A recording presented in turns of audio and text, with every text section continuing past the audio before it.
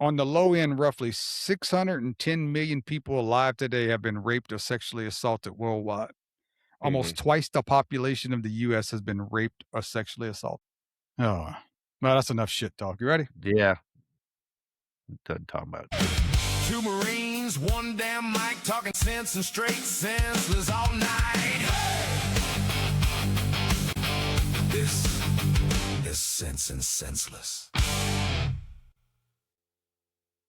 What up, everybody? Welcome back to the Sense and Senseless Podcast. I am Bryan. I'm Jason. Yes, Jason. If it's your first time joining us, welcome to the family. We're just two regular guys breaking down heavy, uncomfortable shit that most people whisper about in plain English so everyone can follow along. Now, this is going to go deep in this episode. It's going to be a little rough. We're going to continue our series on CSAM, child sexual assault material and child trafficking, with a straight up overview on one of the sickest things imaginable, Hurtcore. Now, we'll talk about it, what it is, how it happens on the dark web, and some of the worst cases that prove humanity can sink to absolute hell. But we're going to keep it at a high level because this shit's really brutal. Then we're going to dive back into the Epstein files. Why the hell aren't our so-called leaders actually delivering justice for those victims? We'll also hit a couple wild stories that show how far society's moral compass has spun out, including a golden shower situation and something so violent it might be hard to watch. You're going to enjoy that golden shower one, Jason. I've seen it. That's disgusting. Yeah. Wait till y'all get a load of this at the end. This one's heavy, but we believe shining a light on darkness is how we protect the innocent and hold people accountable. Like, share, subscribe, whatever. We appreciate, love each and every one of you. Jason, got anything before we kick this shit off? No, I do like it that you say it's dark, but the saying is true. You can prove it, science, religion, however you want to say it. Darkness cannot exist where there's light. So There you go. Let's get into it. do it.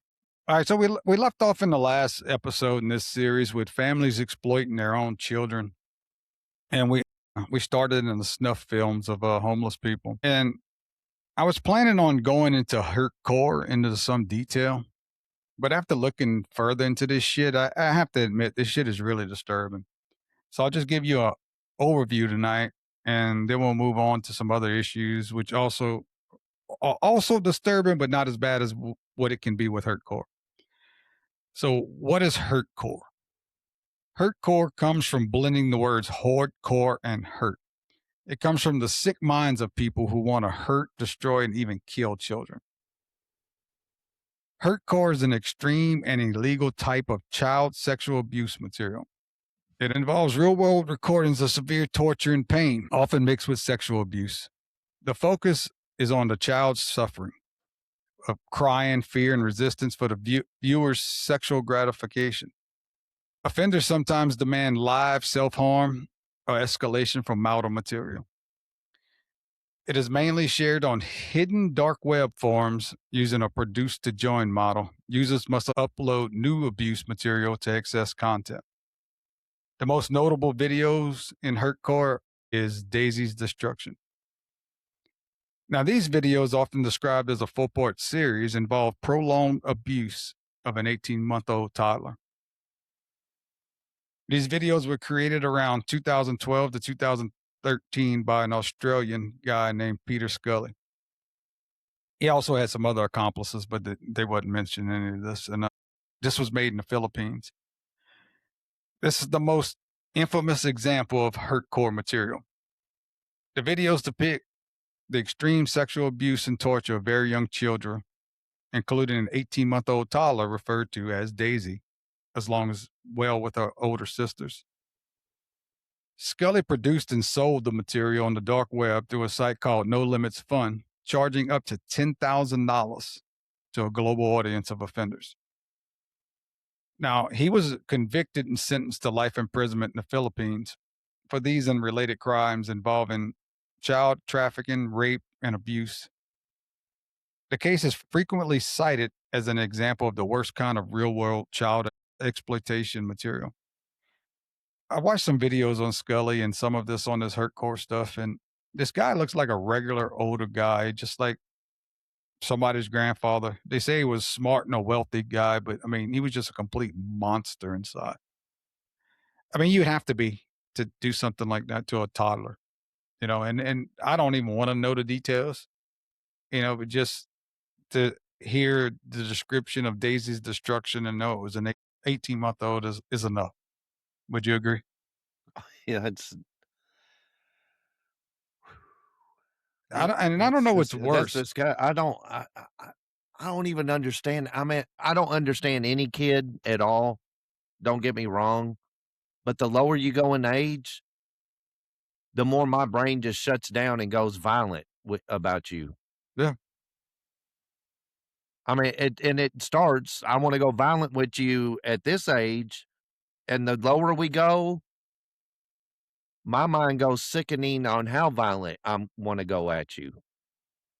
You know what I'm saying?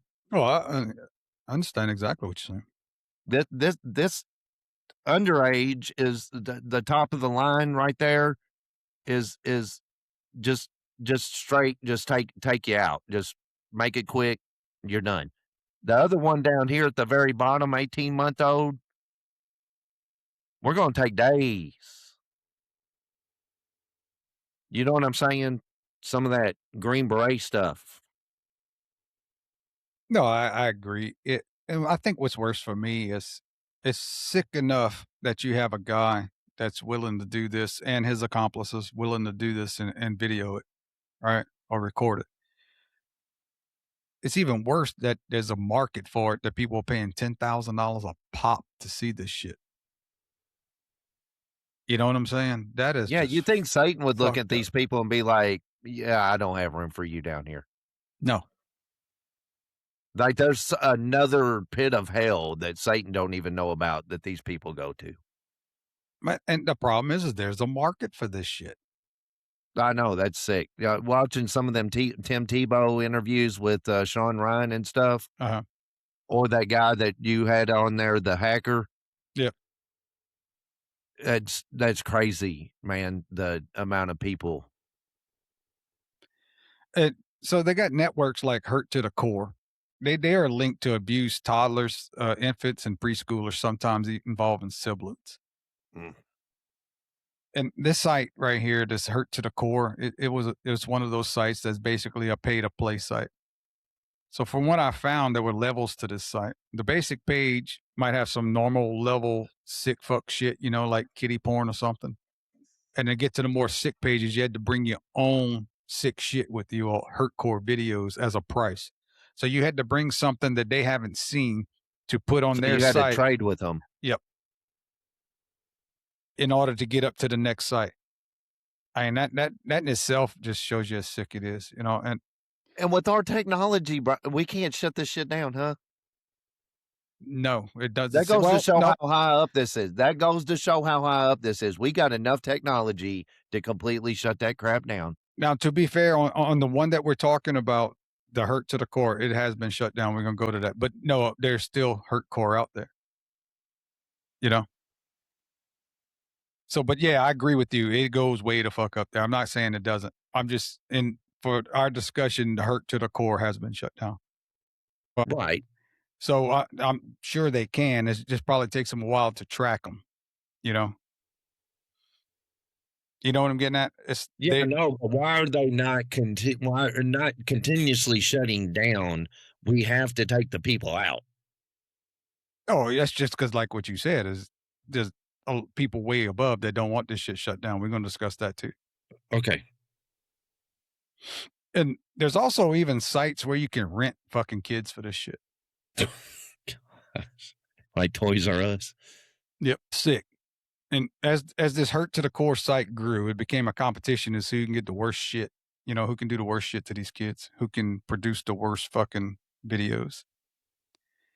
And the guy that built and ran Hurt to the Core, which was just a page in his pedo empire site on the dark web. He went by the name of Lux. So he had pedo empire, was P with the number 3 backwards and then DO. empire that was on the dark web. And Lux was in his early 20s when he was caught. When he was caught, he was in his early 20s. He was just a young loner that sat at a computer all day and night playing the World of Warcraft. Those people. They stated that when he was running this fucked up site, he was also providing babysitting services for 6 kids under the age of 10. But there was no reports of any assaulting or abusing those kids. But really, man, I mean, fuck. No reports. No. And these people should be tortured to death, in my opinion, just kind of like you were just saying earlier. I don't know what you do with those people.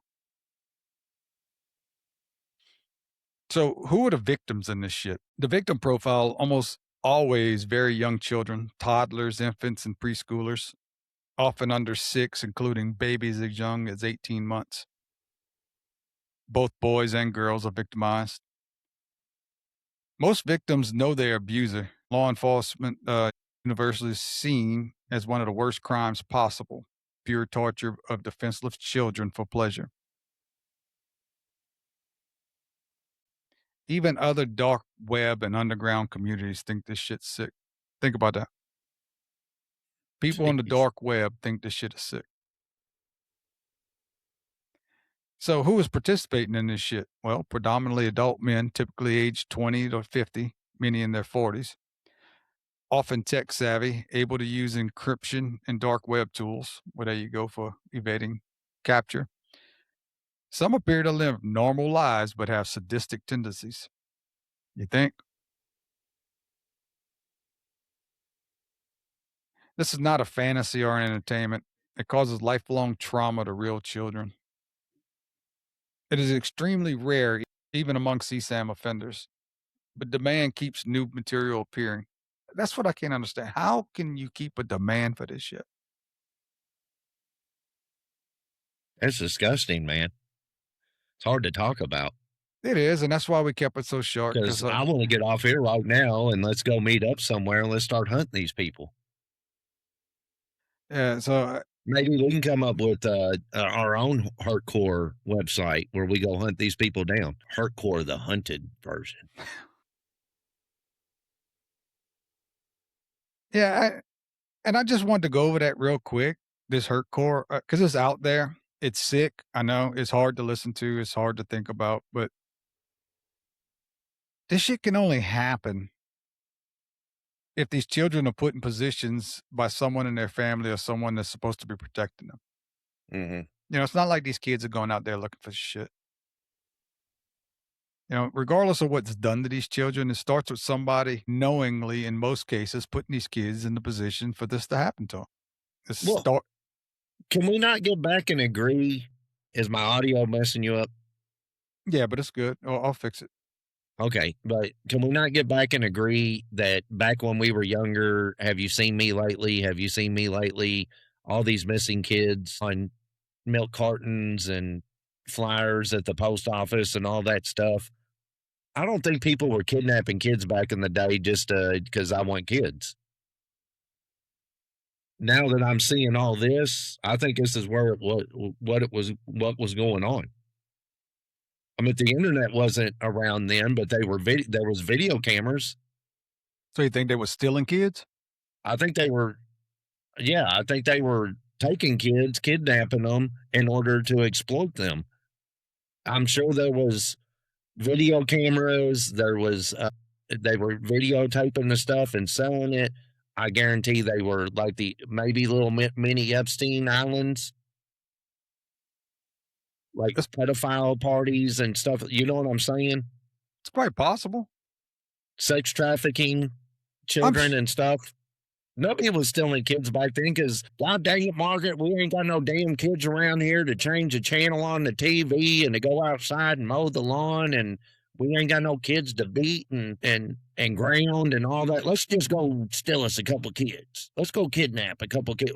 Why were they kidnapping kids? I never knew. I didn't understand it. Your parents didn't even talk about it. So why are these kids on the back of the milk carton? Yeah, where'd they go? My mom and dad always joked and said, Kidnappers wouldn't get 2 blocks with you guys and kick y'all out. Appreciate you, Mom. You're just legally bound to keep us, huh? So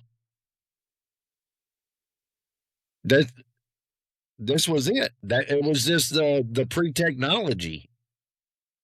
When we were younger and seeing all that, all them kids missing and all that, no telling. I'd love to run the numbers. Maybe I'll do that next week or during the week, right? And then maybe I'll just throw a couple nuggets out in our next podcast of how many that I went back and looked that they know of, kids that were kidnapped back in the 80s and early 90s, right before internet came out. But kidnapped for what? That's what I'm getting at. Why were they kidnapped? Well, if they never found them, they won't know. But I'm saying, how many kids come up missing? That's what. Yeah. So I'm just trying to understand. I understand what I think I understand what you're saying. I think you're saying that a lot of them were kidnapped and they were probably used for shit like this or some Yeah, form this stuff's of. been going on for a long time. We just never knew about it now until technology came out where it's being shared and over the internet and all that, right? Yeah, I just don't know how it would have been recorded back then. If it VHS. no, not recorded that way. The statistics. Oh, yeah, but they still should have numbers of how many kids went missing in the 80s and all that. No, they'll have that. Yeah, But police how- records and all that stuff would show But how that. do you correlate that to what this is? That's what I'm getting at. How many? I'm not correlating. I'll correlate that in my own damn mind. What Okay. I'm saying, I want to know the numbers. Okay. How many kids actually were reported missing and never found from this kind back in the 80s? And we never knew. We never knew why were kids coming up missing? Why were people taking kids? We didn't, nobody even, they just said, hey, watch out for the van, the pedophile. Well, they call it the pedo van now, but watch out for the white van with the dude with candy trying to get you to get on there. Yeah, and what's sad is that now we see it actually all starts with someone these kids trust. Yeah. That's all I'm getting at is why was this stuff never in like why wasn't the local police department or the news or anybody speaking on the media wasn't even talking about this. All they were talking about kids coming up missing, but why? They weren't talking about them being sex trafficked. I didn't know about sex trafficking until maybe the late 90s and 2000s. Never heard of that until then. It's not because I'm dumb or something. It's just it was never talked about. Well, I mean, when did sex trafficking actually become a staple or actually become a term? I don't know, but I think it's been going on for a long time. Way before the 2000s, it didn't just become a trend like a TikTok trend. No, I agree with you, but you're saying you didn't hear sex trafficking. It might have been called something different. No, I'm saying, Brian, there was no correlation. Nobody ever put a hashtag. All right, we're moving on. Yeah, okay. I'm sorry. That's what I'm getting at. You knew kids were getting kidnapped back in the 90s and 80s, but you didn't know why. They were showing up missing, but nobody ever said why. There was no tag to it. Why? Why was there not? Because I don't think anybody knew why. I think they did. I think they just kept it down on the down low. Well, this is on the down low. You only know why because of technology. If That's what technology I'm wouldn't be getting there, at. it would still be on the down low. That's right. That's what I'm saying. Due to technology, we're being enlightened. They can't hide shit like they used to. Okay. That's Well- what I was getting at. Well, the more I look into this shit, like the acts of sexual violence against our children, the more I realize how prominent this shit is. It's more prominent than I ever would have thought of. In the U.S., the CDC reports that 1 in 4 girls and 1 in 13 to 20 boys experience child sex abuse. This suggests hundreds of thousands of new incidents annually. Hundreds of thousands of new incidents annually. Now, the global data is harder to quantify, but globally, UNICEF and the WHO estimate that up to 1 billion children ages 2 to 17 have had some sort of abuse in any given year. This is not just sexual abuse, it also includes physical violence and neglect. But lifetime, around 1 in 5 females and 1 in 7 males alive today experience sexual violence as a child in the world.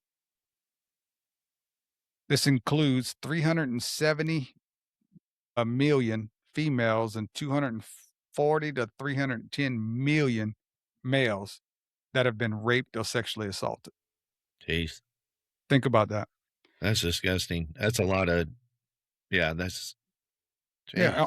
On the low end, roughly 610 million people alive today have been raped or sexually assaulted worldwide. Almost twice the population of the U.S. has been raped or sexually assaulted. Pretty fucking prominent. Mm-hmm. All right, so let's talk about little Jeffrey Epstein. We haven't talked about him in a while, so let's talk about that. We had some information pop up on Trump this week about Jeffrey Epstein, and we're going to get to that. But first, I want to go back in time. We're going to start with Marjorie Taylor Greene and what she saw with Trump protecting his friends. Since you were talking earlier about why we aren't seeing all this stuff, we're going to go down that road. Here's the interesting part. Okay, there were only 4 Republicans, only 4 of us that signed that discharge petition: Thomas Massie, myself, Lauren Boebert, and Nancy Mace. Now, what was happening in the background for months leading up to when we finally got it released is we were getting pressure from the White House. We were getting pressure from the speaker. Do not take your name off this discharge petition. And we're like, why? We're talking about the Epstein files. This is the ultimate promise. This is the ultimate way to provide transparency. This is the ultimate way to take it to the deep state and expose a whole criminal cabal of rich, powerful elites that I believe control everything. And guess what? Come to find out, they do. They do. And so we're like, why? So in the meantime, President Trump is calling it Epstein, the whole thing a hoax. Yeah. He's calling it a Democrat hoax.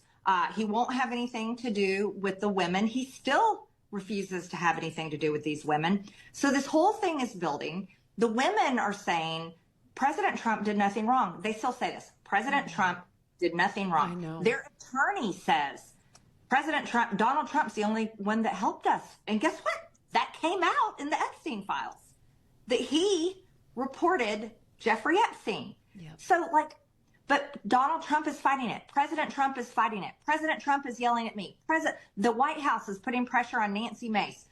They take Lauren Boebert in a skiff. I don't even know what they said to her in there. They are attacking Thomas Massie, nonstop attacking Thomas Massie. And then one day I get a phone call from the president in September, and he is so mad at me. And he's yelling at me, and he's angry at me. And the fact he's like, you're supporting Rand Paul Jr., and he's chewing me out for signing my name on Thomas Massie's discharge petition to release the Epstein files. And I'm trying to tell him, Mr. President, they say you did nothing wrong. Right. This needs to come out. Right. And so we're having this argument. And he tells me on this phone call, he's like, Marjorie, my friends will get hurt. That's it. That's it. I mean, that is it. Obviously, that's it. Because they're all in here. Imagine the phone calls. It's everyone. It's every single person is on this freaking list. They're all there. Every billionaire, heads of state, Larry Summers, Peter Thiel. They're all in there. Okay. Remember that? Yeah, I 100% remember. Now, real quick, do you think he didn't know who all was in there? And that's why he said he was going to release it. And then when he got wind of all that was in there, he was like, uh-oh. Is there a chance of that, or you still think that like Israel or whatever got on him and shut it down? Because I think Epstein is already known he's a Jew. He was affiliated with the Israel government, right? What I really think, and we'll get into this probably a little more, is he knew who was in those files. From the get-go. Yep. So why would he ever come out running on that?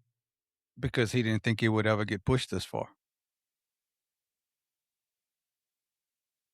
That's what I think.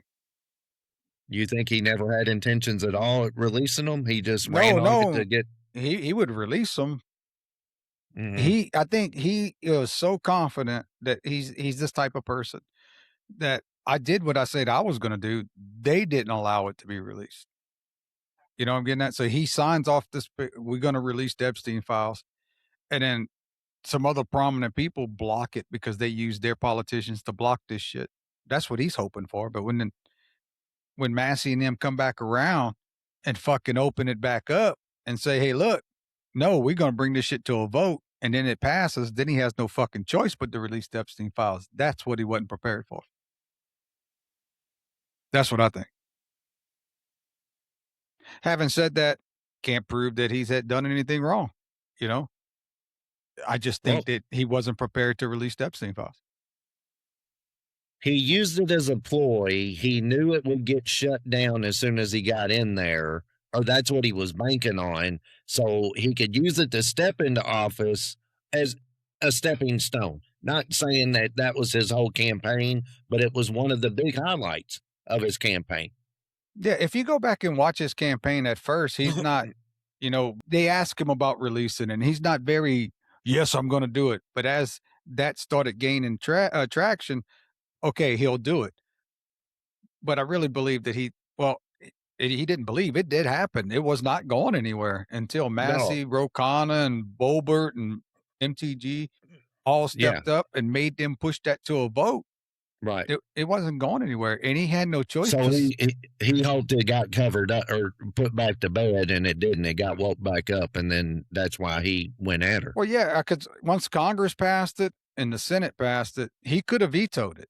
But if he vetoes it, he looks like the lone pedophile. That's right. So he couldn't veto it. He was put in a bad position. And as we've seen in our comments before or whatever, people saying that even if he didn't do anything, he's covering up for pedophiles, so he's just as guilty. I would say so, yes. If he's knowingly covering up for him, you're damn right. And you guys are right that have commented that. I agree with that. He's just as guilty.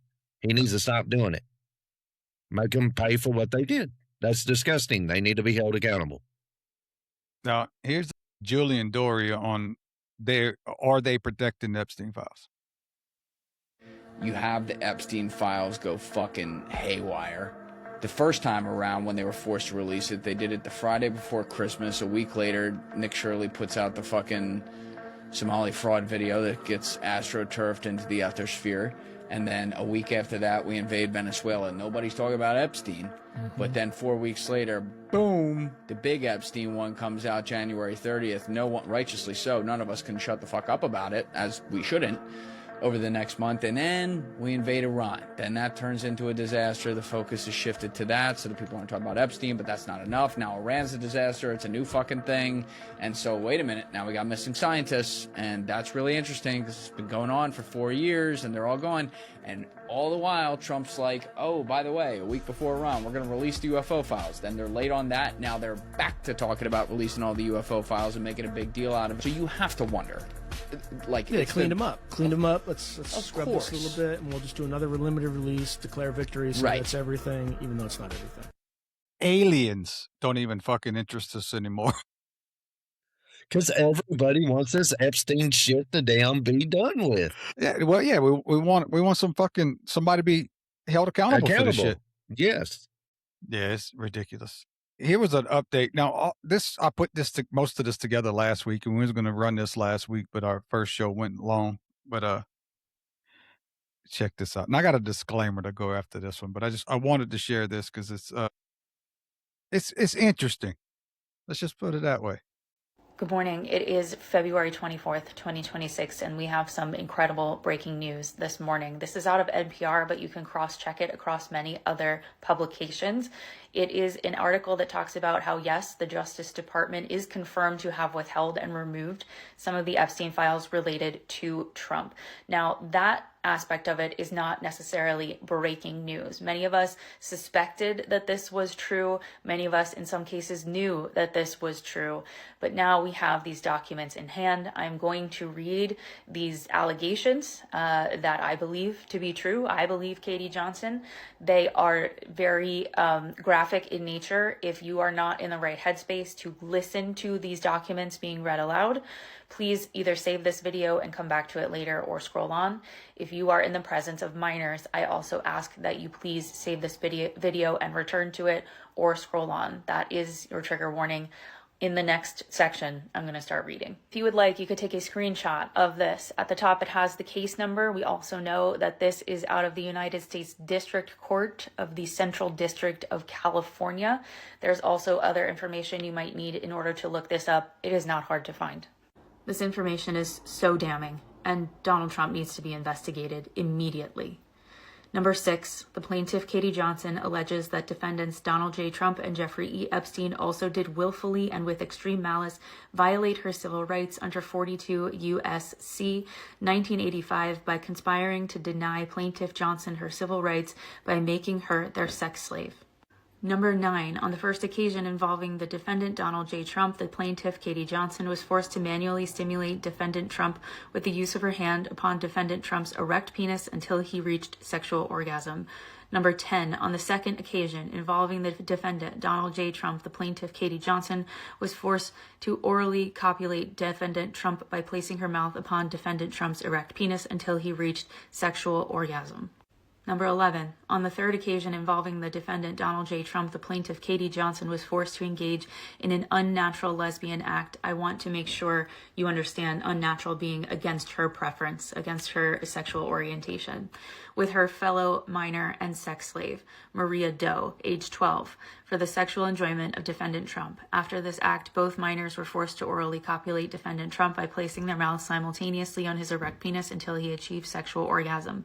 After zipping up his pants, defendant Trump physically pushed both minors away while angrily berating them for the poor quality of their sexual performance.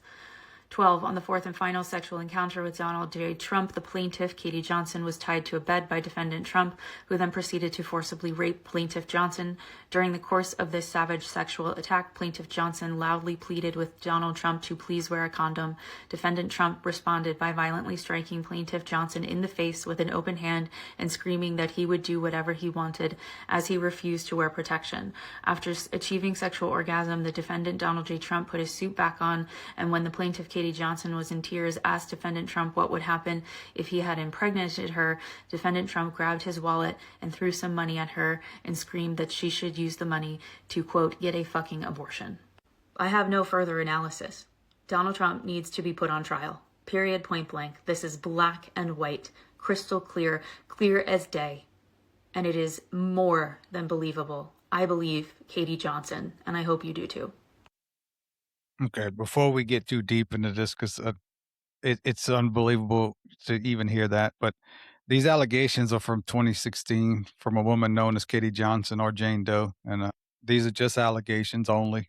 Nothing's been proven in court, and no charges will ever resulted from these claims. Now, having said that, you know,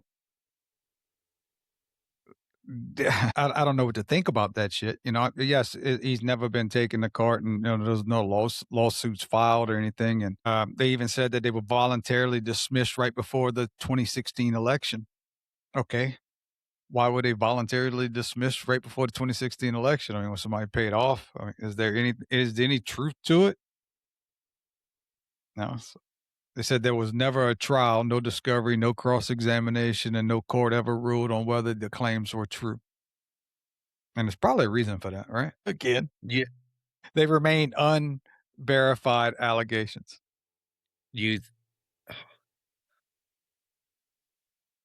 I'm not taking up for him by no means, because I think, you know, to sit there and just go off of what I just watched there versus what I'm looking at. But all I'm doing is I'm sitting in the stadium watching the ball game and making my assessment from what I see.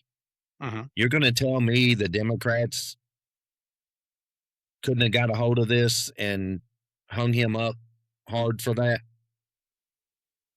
They probably could have. Okay, why not? Well, they already had this. Yes. Why not? That's what I'm saying. Yeah, why not?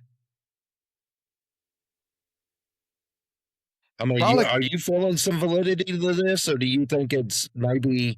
I used to think like you. But then when I realized that Democrats nor the Republicans have any control of any of this shit, they don't because they wasn't allowed to. You know what I'm getting at? If the Democrats bring Donald Trump... master wouldn't let them? Well, no, because if you bring Donald Trump down, who else has to come down? Oh, he's going to... Yeah, you're right. You bring the narcissist down, he's going to bring down all his friends too. So you don't play that card until you have to play that card. That's what my thoughts are. Now, having said that, I would love to believe that he hasn't done any of this shit. You know? That this was just a ploy to ruin him and the election. That's because look when it was done. Yeah. It's just kind of funny how, sorry, I got to sit back up and I hope I don't mess my mic back up. But anyways, it's just kind of funny how they do all this stuff. Like this stuff happened back in, when did you say 1994? And it just came out in 2016 when the dude's running for president. Yeah. It's not like he was some kind of hermit just sitting somewhere not doing nothing, Brian. He's been a successful businessman. Now he's becoming the president, or trying to become the president of the United States, and he's got a real chance to. And he does. Right? He's got a real chance to do this, and he ends up doing it. That would be scarier to try to go after that dude then, because now he's got some power. When he was just a big businessman, he didn't have the power that he does now. So if you're going to bring it up, I'd bring it up when that's my logical mind thinking. No, I agree with you. There's a reason behind all of this shit that none of us understand. Yeah. And we'll never understand because they'll never investigate it enough to where will understand it. Well, and it's no different than I don't trust anything. I don't trust any of it anymore. I don't trust this girl. I don't trust him. You're right. I'm not riding the fence. I'm not riding the fence. It's just until this goes to trial and all the evidence is laid out there, I'm not. Well, I don't even want to have an opinion on it. Let me finish tonight, and then we'll see how much I even fuck your opinion up even more. All right? Appreciate you, buddy. All right, so now there's claims about Trump liking pert nipples. I didn't know what this was until today. Yeah. It's where he basically sucked and tortured some girls' nipples until they were red and swollen. Did you know that? That's what pert nipples meant? Nope, never heard of that fetish before, but... this is in the Epstein files of secondhand knowledge from another victim that had seen the damage to the alleged Trump nipple torture victim. Again, these are just allegations, all right? Mm-hmm. Now, before we move on, I want to go back and see how Kash Patel viewed the Epstein case prior to becoming FBI director. All right? So who has Jeffrey Epstein's... Black Book? Black Book. FBI. But who? That is, I mean, there's... Oh, that's under direct control of the director of the FBI. That's why you don't have a Black Book. But the Black Book, it's not just sitting... I mean, that's Hoover power times 10. And to me, that's a thing I think President Trump should run on. On day one, roll out the Black Book. And not just that. On day one, roll out all of the text message communications we were told were deleted. On day one.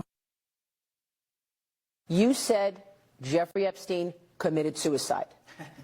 People don't believe it. Well, I mean, listen, they have a right to their opinion, but as someone who has worked as a public defender, as a prosecutor, who's been in that prison system, who's been in the Metropolitan Detention Center, who's been in segregated housing, you know a suicide when you see one, and that's what that was. He killed himself. Again, you want me to? I've seen the whole file. He killed himself. Who, if anyone, did Epstein traffic these young women to besides himself? Himself. There is no credible information. None. If there were, I would bring the case yesterday. that he trafficked to other individuals. And the information we have, again, is limited. So the answer is no one? For the information that we have. In the files? In the case file. Kash Patel and Dan Bongino are people who were among the most popular among the MAGA base. I mean, these were the people among the most respected. Something is constraining them. And so I asked myself, what kinds of truths would people be determined to hide who are more powerful than they are? And when it comes to the Epstein files, I continuously zero in on that question. Who was he working with or for whom? And I can see people in government not wanting that answer to be disclosed, just like the same reason we didn't have the JFK files and still don't. We still don't. For 65 years. Cash had a lot of change of heart since he become FBI director. He was all talk until he got put in that spot, and he's like, don't exist. Yeah, don't exist. No, Epstein, he committed suicide. I thought that black book was there. That's what somebody told me. And then I got in there where I could look, and it wasn't there. I'm like, I called the dude up. I said, dude, you said it was there. And his eyes are like this big. And he's like, you know, with these eyes, I ain't missing shit. You know what I'm saying? So he said, I looked at that whole office. I didn't find him. And here's the problem I have with people that argue this shit is. And Epstein only trafficked for himself. Yeah. So before he got into that position, and even Dan Bongino, everything they said came from reliable sources. Right. Right. They had the best sources ever. You had to believe them. And trust me, I did. You know, they had the best sources ever. So either their best sources ever just completely lied to them the whole time that they were giving all these interviews before they got in there, or their sources were correct. And when they got in there, they got shut the fuck up. Mm-hmm. You know, either way, they're compromised, in my opinion. Which scares the holy living crap out of me, because that tells me no matter who you are, when you get in there, you're shut down. Yeah. Even if you're that outsider that don't play games, either way, when you come in there, guess what? Yeah. Welcome to the club, but you think you were going to come in here and make a difference? You're not. We're just piecing the clowns out there that think they're voting. Hey, I seriously think to a point now, Brian, that they will take somebody out. They'll take them out. They don't care. You're talking about take them out, like kill them? Yeah. Oh, yeah. Yeah. I'm trying not to use certain words. I don't want to get blocked on when we post or whatever, but I'm just saying that they don't care anymore. Dude, so much stuff is coming to light, and they don't give a shit. They're like, okay, you caught us. What are you going to do? Nothing. You're not doing nothing. Because this whole judicial system that you thought existed is just a damn ploy. You know what I'm saying? It's like playing doctor when you were a kid, when you played doctor. You're going through the motions. It looks like a doctor's office. It looks like this, but it's not. It's a game. Us people up here, way up here, that you will never touch, we have all the control. Just go to work and do what we tell you to do. We don't care anymore. You caught us. What are you going to do? You ain't doing shit, because we got all the power. And you fools, you idiots out there can't even come together. You can't even come together. I'm not even going to bring up this Carmelo Anthony crap. I mean, you got people sitting there acting like the kid got screwed.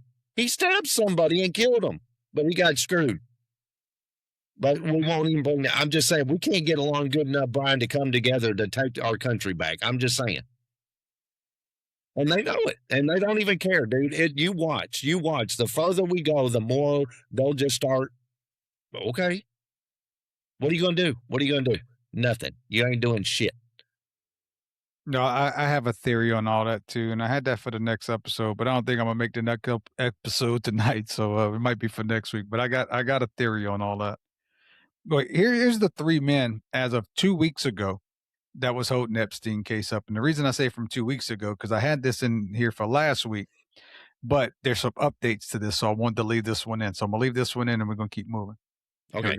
There are three men stonewalling all federal investigations into Jeffrey Epstein. Todd Blanche, James Comer, and Mike Crapo. I've reported on Blanche before. He currently runs the Department of Justice and says there isn't enough evidence in the 6 million documents from their investigation to bring criminal charges against any of Epstein's accomplices. But there are 2 investigations underway in Congress to uncover the evidence the DOJ claims it doesn't have. And they were making progress until 2 committee chairs ground both investigations to a halt. As chairs of the House Oversight Committee and the Senate Finance Committee, respectively, Representative James Comer and Senator Mike Crapo wield immense power over how their committees operate. They control when hearings are held, what can be brought up for a vote, and how many resources are allocated to these investigations. Both men are now using this authority to limit their committee's investigations into Epstein as much as possible, despite broad public interest and bipartisan support among committee members. Let's first take a look at the House. After spending the past year failing to find an effective way to politicize the Oversight's investigation to benefit his party and hurt Democrats, Representative Comer has now attempted to move it out of the public eye completely. Comer instead soft-launched a proposal to release Epstein accomplice Ghislaine Maxwell from prison in exchange for her cooperation in their investigation. Although Comer did immediately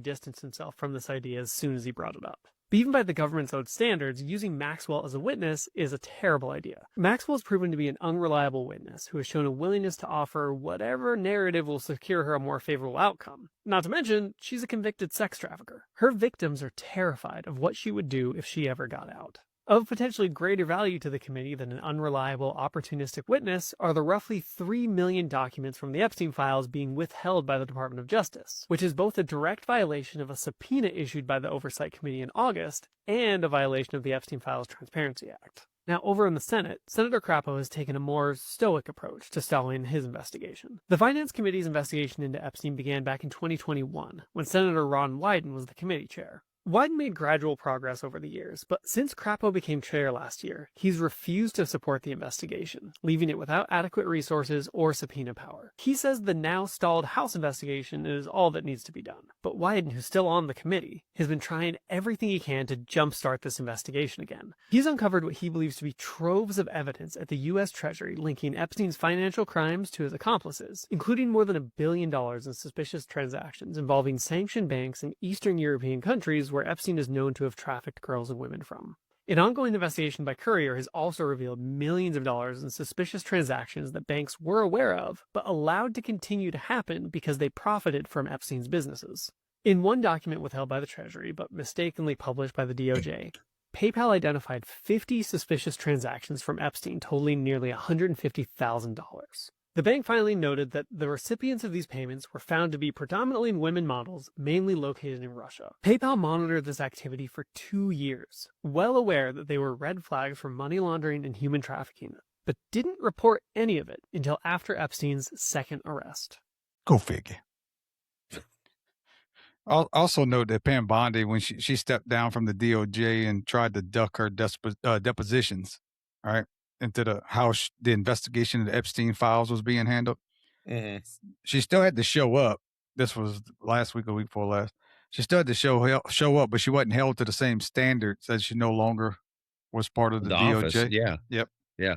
And she didn't have to answer the questions as she would have if she was still in a position. That don't raise any red flags, does no, it? Yeah. Nothing to see here. Yeah. Be like it's like you doing something shady at work and then you quit. You just leave and quit, and then they call you back in and start questioning you, and you're like, "Fools, I ain't got to answer shit. I don't work here no more." Yeah, I didn't steal all that. I didn't take all that. Yeah, wasn't me. Wasn't me. And what we are that girl, and I hate to say it's that white girl, that white trash girl saying, "Okay, I guess it wasn't you." Guess it wasn't you. Yeah. Gosh, dang, dude. All right, so I brought you all this so I can bring you to what came out yesterday, the day before yesterday, from the New York Times. So they dropped this. They had some news that come out, and they made it into a TikTok. And it's Trump in the Epstein files. I'm going to play this for you, and we got a few breaks that we're going to have in it, and we'll stop and discuss. All right. All right. If you were watching the Trump administration in 2025, you would have gotten the impression that the Epstein files were a relatively minor issue. President Trump suggested that nobody cared. He said that the Epstein story was boring. That this was a hoax. These files were made up by Comey They were made up by Obama. But what we learned while we were reporting our book, Regime Change, was just how much the Trump administration, up to the highest levels of the government, were paralyzed over how to deal with a growing crisis. Their biggest obstacle was Donald Trump. Trump wanted it buried. He didn't want to release the files. His staff knew that this was an issue that they couldn't really talk about. People in his orbit found him snapping at them if they even raised the issue of Jeffrey Epstein. So over the summer of 2025, you had some of Trump's most senior advisors, the top level of the government, gathered in the Situation Room, which is typically used for national security or responding to national disasters, to figure out a way to spin their way out of this. Not with the president, but among themselves.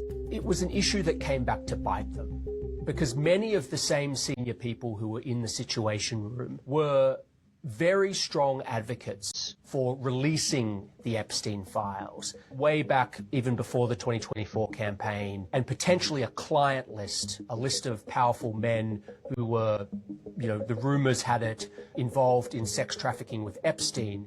We have seen no evidence that there is a client list. But the idea of a client list had been popularized by, among others, Trump's future vice president. Seriously, we need to release the Epstein list. That is an important thing. His future FBI director. Put on your big boy pants and let us know who the pedophiles are. And his future deputy FBI director. The Epstein client list, I believe, is going to rock the political world. There's a reason they're hiding it. After he was elected, his own attorney general appeared to confirm that a client list existed. It's sitting on my desk right now to review. That's been a directive by President Trump. They go through the files and the message changes very substantially. Very quickly, it became clear that Trump himself was mentioned numerous times across these files. Does not mean that anything said there was verified about Trump or anyone else, but it did mean that releasing the files was a non-starter for the president and his team. In the coming months, there were internal conversations about, well, what do we do? Okay. Originally wanted all this shit released, and all of a sudden, nothing to see here. Nothing to see here. But you're crazy if you notice that shit. I see the puzzle pieces, Brian. It's just hard to put the puzzle together. Yep. And again, I'm not a big supporter of the New York Times. I'm not saying that everything they say in here is true. Having said that, everything they said so far is correct as far as all of them supported the release of the Epstein files. They did. None of that was taken out of context. We all seen that when we watched the, media. No. And their propaganda of what they wanted to do with this administration. So. All right. Well, let's continue on. Mm-hmm. In early July, the Justice Department and the FBI released a joint memo with no names attached to it, just letterhead, saying, in fact, there was no client list and that there were no other people who should be prosecuted in connection with Jeffrey Epstein's crimes. And all of a sudden, many of his voters who thought that they were electing a president and people around him to get to the bottom of the Epstein story were suddenly feeling that they were actually part of a cover-up. How many of you are satisfied with the results of the Epstein investigation? All right. So no client list. So there's no more convictions. You don't need to convict anybody else. We were wrong. Sorry. We got a hold of the shit. We didn't know for sure. We thought it was on there. It wasn't. We need to move on, people. Hey, who the fuck's lying here? You either lied to us to get it going, or you lied to us when you got in there and said, you know what, I ran on this. I knew it'd push me over the edge. Now that I'm in here, fuck you. Shall we continue? Let's do it. Shall we? Yes, we shall. During this whole period, Trump was just getting more and more fed up. He was very used to telling his base what to think and having them believe him. He accused his supporters of being... I want to pause that right there because I just every time they say that, it sticks in my head. He's used to telling his base what to think, and they believe him. It's the truth. Yep. You know? It is. Because we've seen MAGA go just as bad as the far left. Yep. All right. Here we go again. Let's bring it back. fed up. He was very used to telling his base what to think and having them believe him. He accused his supporters of being weaklings. He said he didn't want their support anymore. He used expletives to say this was all fake, and again said this was all the fault of Democrats. Any attempts that Trump made to downplay the scandal only reinforced suspicions among his base that they were hiding something. So at those meetings last summer, when President Trump's most senior aides gathered away from him, the vice president thought that they should put everything out there, that Congress was going to force the issue anyway. Others, like the chief of staff, said absolutely no way the president would be okay with that. There was a conversation about whether Todd Blanche, who was the Deputy Attorney General at the time, whether he should go on Joe Rogan. The Vice President said that he should be the one to go on Rogan. What they didn't talk about was prosecuting additional men or any kind of widespread justice for the victims. We're talking about a number of women who say that they were victimized and abused by Jeffrey Epstein. Many of them were minors. The discussion in the Situation Room was not about how to give these women a hearing or a chance to tell their stories. These meetings were about how to handle the political fallout around the White House. What ended up happening is their hand was forced by Congress. They ultimately passed, nearly unanimously, the Epstein Files Transparency Act.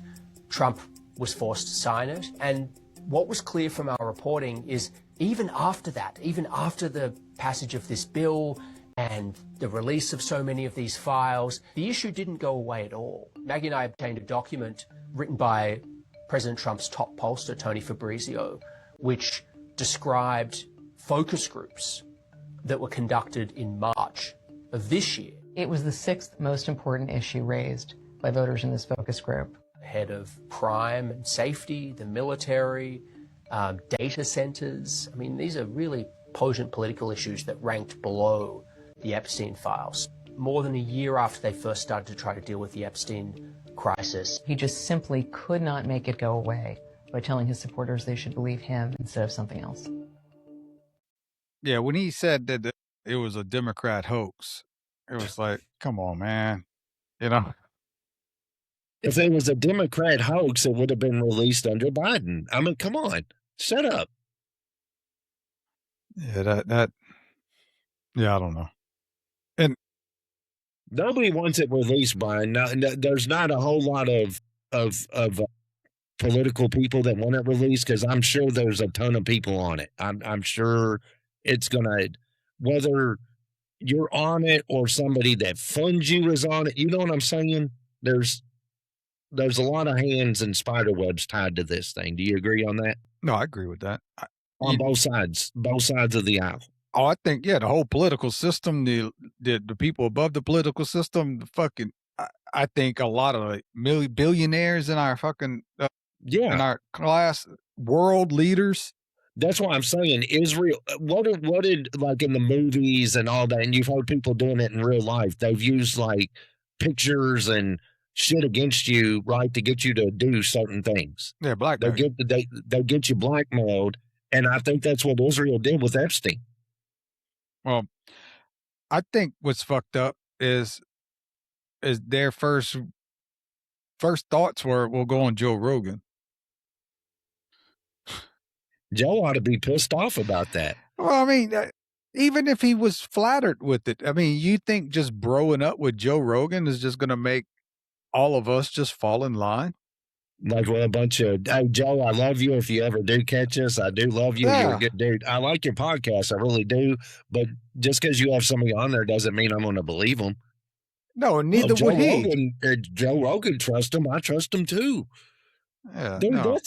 Gosh, man, I'm telling you, man, they treat us, it's like being at work and they come in there and try to blow some sunshine up your butt. And you're like, dude, are you really going to do that? You think these guys are stupid? You want to get in a focus group, I'm going to tell you, watch what you tell grown people that have a mind. Stop treating us like we're kids, like we're naive. And Brian, they said it. It must be true. Well, it has to be. It has to be. It was on the internet, right? Yeah, I don't know. I don't know if this shit's true. It could be. It's very plausible. I'll give you that. Very plausible. Plausible. What are you talking is plausible? all the shit with what they just said on the New York Times. That's Marjorie Taylor Greene swears up and down that Trump's name was in there a bunch, but nobody was accusing him of anything. Like, basically, he helped them. What Trump came back at her about is shut the hell up. If we come out with this, a lot of my friends are going to fly. He's not worried about himself, as in his name being tarnished, that he did something. He's worried about his friends. The left wing and the left wing media is still trying to say, just like that Katie Johnson, Jane Doe thing, that he was doing stuff. Well, let me ask you this. If you were in those files and for any particular reason and it was bad, would you tell Marjorie Taylor Greene that you're not just, I'm not only protecting myself, but I'm protecting my friends? You would still not tell her, you know what I'm getting at? Because he didn't tell her nothing. No, that's what I'm getting at. She's weird.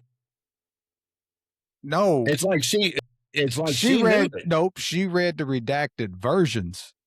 Well, it's like, and she already knew. Well, she's saying that he was in the files. The women that she talked to were saying that there was nothing that happened and they were protecting him, but he could still be trying to protect himself. There's still 3 million files that haven't been released. Okay, but still, you think the women that she talked to, if he did what he did to that Katie Johnson girl there, that would have got around to them other girls. He'd have been known. He'd have been known in that house. When Big Daddy shows up, you better, you know what I'm saying? You better get scared that he don't pick you. Okay. That's what I'm just saying. All right. I don't know what to believe anymore. I don't. I think he's covering for people. Do I think he's guilty? He's guilty by association and he's guilty for covering up. And we can sit there and say he's just as guilty as the people that did it if he won't say he's complicit. Well, one of the guys that was part of the 3 men that was holding it up is James Comer. And I always thought James Comer was on the up and up because he was pushing all this shit. And I'm not saying that doesn't have some good tendencies, but from what this guy was saying and what he was showing earlier, that James Comer did have a hand in holding some of this shit up because he wasn't pushing, as much as he could. But since this stuff came out from the New York Times, seems like James Comer had a change of heart. Check this out. I think we are all glad to hear that Mr. Comer has had a change of heart in making sure that Todd Blanche is brought before this committee. We want to make clear that he must be brought before this committee under oath in a deposition that is recorded for the American people to see. And this is separate from his confirmation process. Todd Blanche is at the heart of the cover-up of this case, as was revealed especially in the New York Times explosive reporting today about Situation Room meetings that were held in which Todd Blanche, as the president's personal attorney and deputy AG, was working with others, including the vice president, to help to try to cover up this case. Now, with regards to Bill Gates' interview today, what we have learned is that Mr. Gates saw this as an opportunity to interact with a financial advisor who had access to vast amounts of wealth, that Mr. Gates was interested in potentially forming partnerships to bring donors into his global health work. And so he saw his relationship and conversations with Jeffrey Epstein as a means to potentially get wealthy donors to donate philanthropically to Mr. Gates' global health work. He admitted that he knew of Mr. Epstein's reputation. He admitted that he knew that he had been convicted of sexual crimes, but ultimately, in his words, he viewed this narrow relationship as being an acceptable means to access wealthy donors. So obviously we have a lot of questions, but we're glad that he's cooperating with the investigation. I don't want your hose. I just want your money, buddy. Think that's a coincidence? Bullshit, dude. Bull crap. Think that's a coincidence? That Comer had a change of heart to bring all this shit to light, to bring Todd Blanche in. If stuff keeps coming out, you're going to start seeing more people bail off the ship, I think. Man, I don't know what to fucking believe. No, but I just know this shit stinks. It does. It does. But I think like they interviewed the Clintons or depositioned them. They depositioned, I guess, Bill Gates now. Yeah. And then Pam Bondi. And it's like, you think anybody's going to go in there and say, you're right? Like what's his name on shoot? You can't handle the truth. Oh. Where they finally get him so pissed off, he finally admits. Yeah. Well, that he ordered the code red. I don't think you have to do that. What I think you need to do is if you bring him in a deposition and you might not get anything, but maybe a name. Now you talk to that person. Now you might get 2 names from that person. That's what I think a deposition does. I know, but I want it was Bill and Hillary doing some nasty shit to them girls. I think they all were either doing some nasty shit or they were watching some nasty shit. I think they all fucking. Yeah, I don't even know what you want to call that. Like some kind of nasty, like the Hurtcore, some kind of nasty group thing. I mean, just some kind of whatever the hell you want to call that. But that's what I'm getting at. Do you think they'll ever get any of them to admit, yep, I did that crap?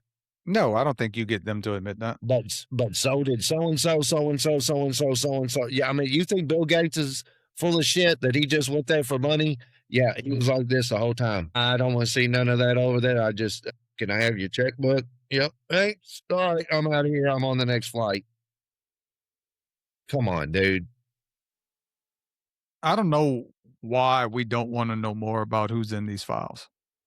You know, who hurt these fucking kids. You know, why we don't want to know that? We do. They ain't going to release it. Well, listen to this from Julian Dory. And if this is true, I mean, people need to be brought to fucking justice.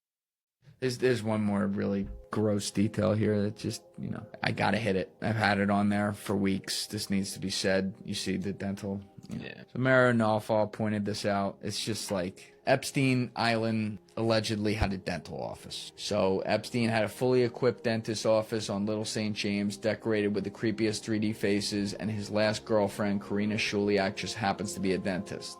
Why would he have a dental office? Well, according to one survivor, child victims had their front teeth pulled so they couldn't bite back during assaults. That's crazy, bro. I don't really have any. Yeah, I think I'm done with this topic today. That's enough. Yeah. I'm really glad that us in this room and you guys out there listening can't even fathom or relate to in any way the line of thinking that you would have to have for any of these things to even occur to you to exist. But can't say that about everyone on this earth, apparently, including people with some pretty deep pockets. Yeah, a lot of people have vested interest in making sure that this doesn't, this is as far as it goes, I guess. Yeah. Just some redacted email. Why are we letting them bury this shit?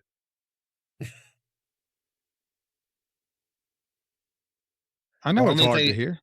It is. It's hard to hear. The only thing we can do is just keep talking about it so it stays on people's minds so we don't forget, so we don't stop, so we don't shut up. And maybe we can get some people to turn and get convicted. That it's going to take conviction of the heart to say, you know what, I'm done with this. I'm willing to do whatever it takes. I'll lose my life to make sure this stuff comes out. I'll sacrifice my career, my life, whatever it is, but I'm going to die knowing I did what I could to expose this shit. It's exposed. We just don't know who. Now let's find out who and let's hold some people accountable. People. That's the thing. People need to be held accountable. They need and I don't care. They can come knock on my door. If I get a knock, that's not my front door right there. It's my bedroom door. But if I get a knock on the front door, I'm not going to shut up. I'm not going to stop talking. As long as you bring it up and we have it on here, I'm not going to be like, Bryan, I just don't want to talk about that no more. No, I mean, we're going to keep talking about it. And what really sucks, man, is I believe that these same people that were protected by the Epstein class are the ones that protect these lower pedophiles, these motherfuckers that have this hurtcore. Because you have to get this material from somewhere. Somebody has to give these people not only the material, but the fucking children. You think these people going out there and actually harvesting children and getting all, no, you know? So I think they're protecting their pipeline. Yep. And that's why they have this pedophilia getting so big. And the people that are in the pedophilia are so bold now. Yeah. You know? Think about it. How stupid can you be? I don't even watch all these fucking catch a predator shit. Yeah, with Chris Hansen, yeah. Yeah, every now and then, whoever that dude is, every now and then you'll see him or some just random people that do this now, right? Which is great. I think it's awesome. But you know that they're doing this. And you keep getting caught. Yeah, it don't make any sense. You know? It's a demon. I keep saying it and people can argue with me. It's demonic. It's just something in you that you can't stop. I think that's why they were trying to normalize pedophilia. You remember when they were talking about the MAPS, the minor attracted people? Mm-hmm. And MAP was going to be part of the LGBTQIA+. Oh, yeah, because they'll just keep adding things to it. And eventually, like you said, pedophiles will be added to that too, and they'll be protected. Or that's what it was, MAPS. It was a minor attracted people. Yeah. If you was attracted to a minor, I can't help it. I'm just attracted to minors. That's it. You can't hold that against me. You're not considered a pedophile. Yeah. Yeah. And just like them being put in separate places in a prison, is that not protecting pedophiles? Put them in there in general pop. Let them sort themselves out. I always say that. Yeah. Now, hey, let me put the key word on this because this is the minor. This is probably 1% of all cases, right? Where somebody's convicted of that stuff. It's probably 1 to 2%, less than 5. Well, the person's innocent and was wrongly accused.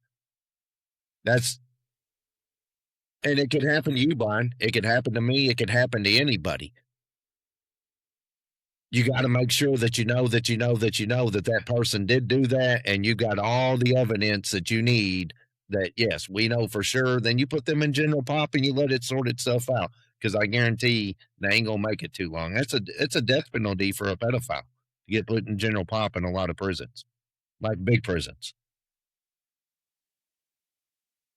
I think we can definitely agree that everything we discussed tonight is because people have less morals today. It's people they're more immoral than they used to be, and I don't think that people were just better. Earlier, I think people were put in check back in the day. Yeah. We policed our own. We didn't wait for the cops or somebody to come in. You see somebody doing something wrong, you fucking corrected them. Yeah. We don't do it. I don't think you're even allowed to do that anymore. You probably just go to jail. Or people don't want to correct you and they just record it. Don't matter how fucking heinous the act is. They're just going to fucking make sure they got it put on TikTok. Like you were telling me, all the stuff you get taught in the concealed carry class. You better have X amount of money, insurance, and a lawyer. Oh, yeah. To protect yourself. What that makes no sense. Why would I be allowed to conceal carry to protect myself and other people? And if I have to take the enemy down, right? The threat. We got to take the threat down. Now I'm going to be sued. That's great. For sure, I'm going to be sued, and I could face some law. That makes no sense to me. No, it's a great You tell country, me I the can US. protect myself, but then turn around and tell me I'm going to get punished for protecting myself. No, you're punished for killing somebody. That's protecting myself. No. I agree with you, dude. I agree with you. It's just they say that you better make sure that you have all your ducks in a row before you shoot somebody. I'm not thinking of that. When there's a threat, I'm taking the threat out. I'm No, not. I agree with you. And if I'm there's not oh, hold up, Brian. Honey, check. Did we got the insurance? Call the lawyer. Okay, everything's good. Okay, you're not thinking of that. You're the not. whole point of going to that training is to protect yourself and those around you. It is. But you also have to think in the consequences of doing that. You still might be taking someone else's. What is that actual threat? How are they actually threatening you or someone else? All that has to come into, what is, you have to take all that in split seconds is what they're getting at. And in some cases, some people are actually going above what they should be doing. Even though they shot this person and the person might have been brandishing a gun, it might not have been pointing it at anyone else and they shot him. There's certain things, there's so many little variables that go into it. They state that you better have money should you want to shoot somebody. Now, I'm not saying don't protect yourself. I'm just telling you, just make sure that if you shoot somebody, you know damn well that that person was in the wrong. Well, in the great words of Gary Bowman, let them squeeze blood out of a turnip. It ain't happening. Yeah, but Gary also said that the judge told him that I might not be able to squeeze blood out of a turnip, but I can sure throw that turnip in jail. Appreciate you. You always got to come back for me. Well, all right. 3 hots in a cot. Screw it. And maybe some nookie time too, but that's disgusting. So our society shifted from like instant justice to feeling sorry for everyone, including the guilty, basically, Yeah. And there was a time when you crossed someone or someone you loved, if someone crossed someone you love, there was instant consequences. In some cases, that's still true, but it's frowned upon today. Mm-hmm. And I think this is why we have less morals today.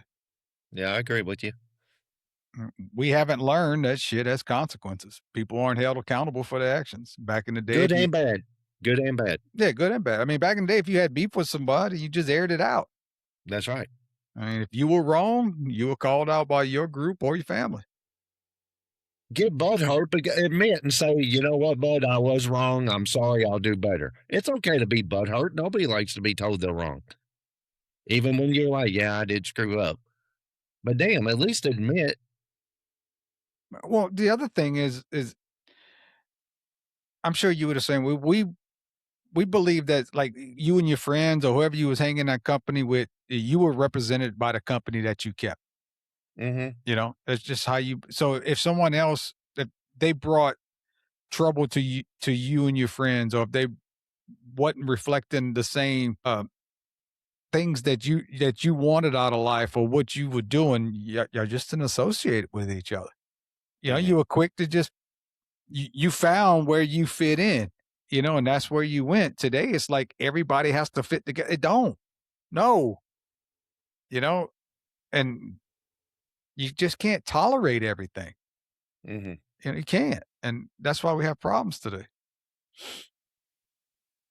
And then we end up with shit like this. And you said you'd seen this, but you remember Bonnie Blue, the woman that fucked? Yeah, this is disgusting. I mean, I'd almost tell you not to show it, but people got to see this shit. People got to see this shit. So here's Bonnie Blue and her golden shower. Yeah. Did I hear that you have a stunt planned for June? I have a baby shower on Saturday, next Saturday, and I'm inviting the public to turn my baby shower into a golden shower. Why? It's just fun. It's a twist on the baby shower. I'll be having sex with the people as well as. It's going to be like a mixture of wholesome baby shower games, like the traditional trying different baby food, along with other fluids added in there. Now I'm uncomfortable. This is your baby. This is your child. Again, my body, this is what I'm choosing. Do you not see that in any way as a denigration of your baby? No, it is difficult because I don't want to sexualize the baby. She was going to say, I didn't want to sexualize the baby. Really? Yeah. So she's inviting all these people to come over there and pee on her and then have sex with them. And she's pregnant. Man, I've seen comments and I'm 100% support. Child Protective Service should go over there and handle that. And as soon as that baby's born, she ought to lose that baby. I'm sorry. They should take that baby away from her. She's one sick girl. Because she's of her. pretty. She's a pretty girl. What that got to do with her mindset? I'm just saying that, dude, she's not like some ugly ass woman or dude or something that can't find nobody. She should be able to easily find a good relationship, and that is disgusting. I mean, dude, that's hold not on. even. Do you realize what you just said? What? She should be able to find a good relationship. She just fucked 1,000 dudes. I know that. She gonna find a good relationship? She should. Before all that, I don't understand why she has to do all this. Well, now she ain't got no choice. No, that's just like I've been seeing. But there's a big craze right now for people that's gotten out of the porn scene that are trying to get all the videos taken down. And what do we keep saying, Brian? Once it hits the internet, it's there always. Yeah, there was that one porn star that she's trying to get hers taken back. Yeah, was trying to, and then there's another one I just seen that's trying to also. We were discussing this while we was on the beach, and it's like, well, who owns it? You know, it's her. I mean, again, it's going to be something that the court's going to have to go through. How do you get it back? I don't fucking know. Should you know better?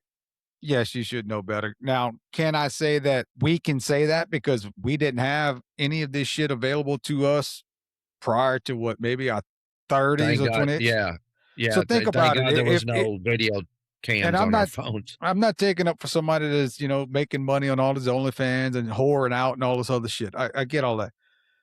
And sometimes you shouldn't do shit like that. But having said that, there's going to be kids that's just going to totally fuck their lives up by the shit they put on the internet because they were too stupid at the time to realize how it was going to fuck them up the rest of their life. Now, should they pay for that their whole life? I don't know. I don't know what the answer is.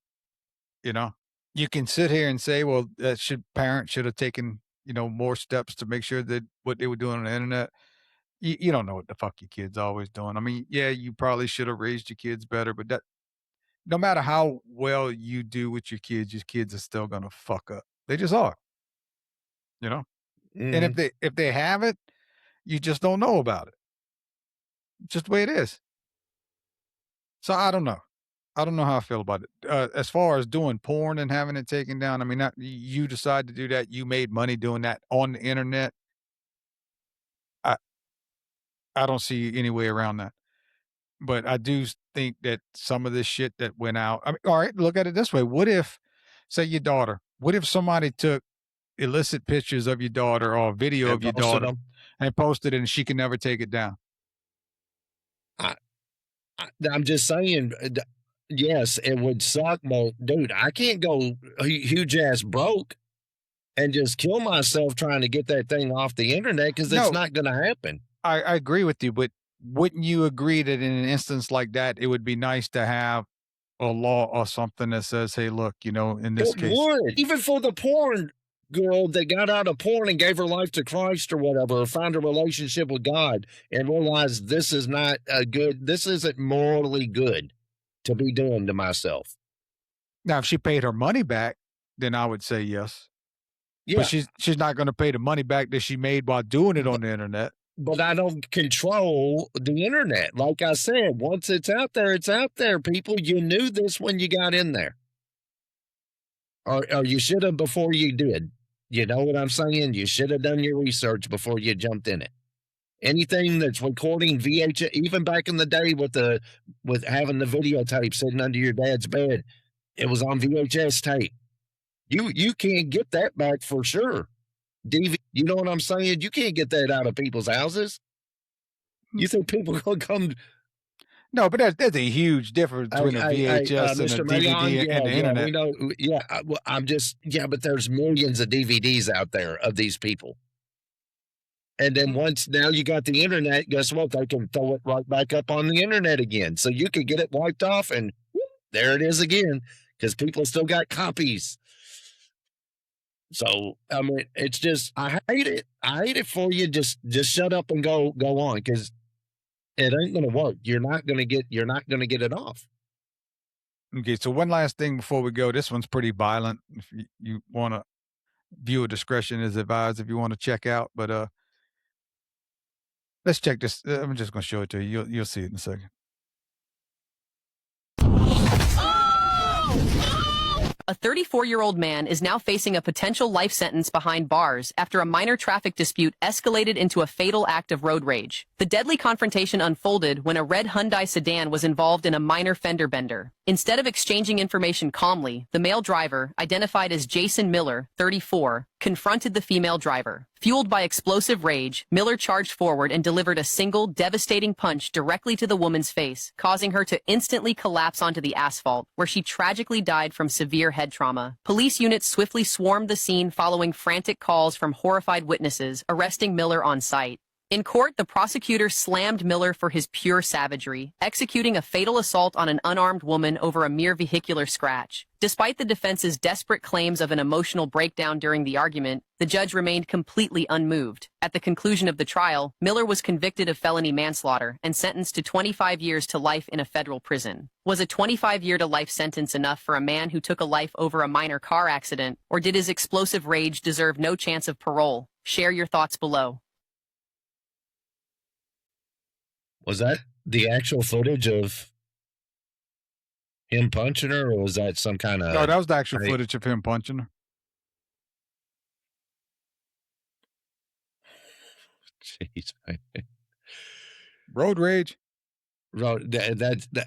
Hey, I will throw that out there right now, and I will take a lie detector test. That has nothing to do with race. I'm not saying this because of race, because he was a black dude hitting a white woman. I'm not saying that. I don't think that had anything to do with race. That is upbringing right there to its finest, not done right. You don't ever lay your hands on a woman.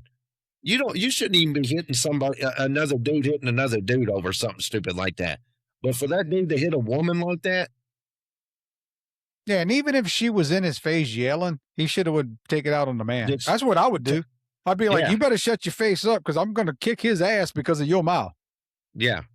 Yeah. Like, dude, you better shut your dog up before I beat your ass because you can't control your pets.